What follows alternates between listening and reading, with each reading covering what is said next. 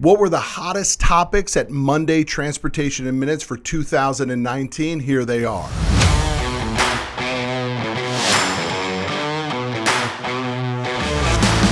Truck insurance rates are getting outrageous. Doesn't anybody realize that trucking is in a recession, that freight rates are dropping too quick, that new truck sales are anemic, and yet two congressmen, Democratic congressmen, have introduced a new bill called Improving National Safety by Updating the Required Amount of Insurance Needed by Commercial Motor Vehicles per Event Act of 2019. Look, the required minimum right now for liability insurance for a trucking company is $750,000. These two yahoos are talking about taking it up to $4.8 million. Nobody can handle that. There's so much talk all the time about how important is your credit score, and the answer is very important. Bad credit costs you, good credit saves you.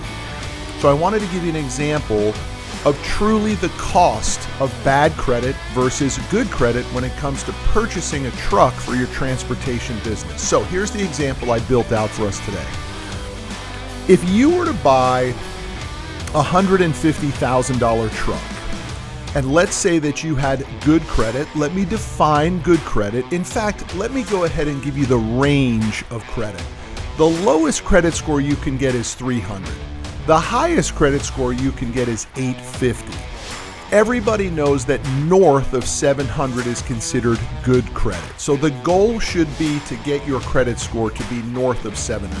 One of the most searched for keywords for transportation companies is how to get financing with bad credit.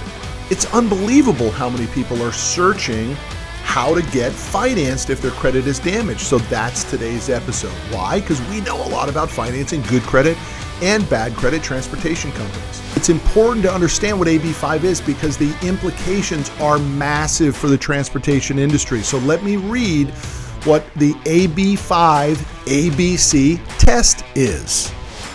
Under the new ABC test, however, the California Supreme Court has shifted the burden to employers to prove that workers are not employees. Under the test, an individual is presumed to be an employee unless the company can prove all of the following. A, that the worker is free from control and direction of the hiring entity in connection with the performance of the work. But wait a minute. I'm a trucking company and I've hired an independent contractor to pick up a load of freight here and drop it over here. Sounds like the trucking company is directing the independent contractor. It's a massive question that I have been asked thousands of times over our 25-year career here at Commercial Fleet. Matt, should I buy or should I lease my equipment? That seems to be the big question. And I can't answer the question unless I really understand four things about your buying patterns and the needs and desires of your business and how you're going to use the equipment. The first is, are you a payment shopper or are you an equity builder? Because if you're a payment shopper, you probably need to lease your equipment. Leasing will have a residual value or a buyout option at the end. That means that you will finance less. That means your payment will be lower. If you want to buy the equipment and finance the full amount, your payment will often be higher than leasing. So the first thing is, are you an equity buyer or are you a monthly payment buyer?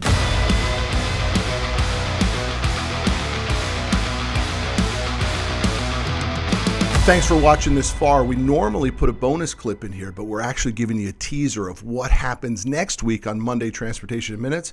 We're going to give our predictions of what happens in 2020 in the transportation industry, and you're not going to believe how positive we are about 2020.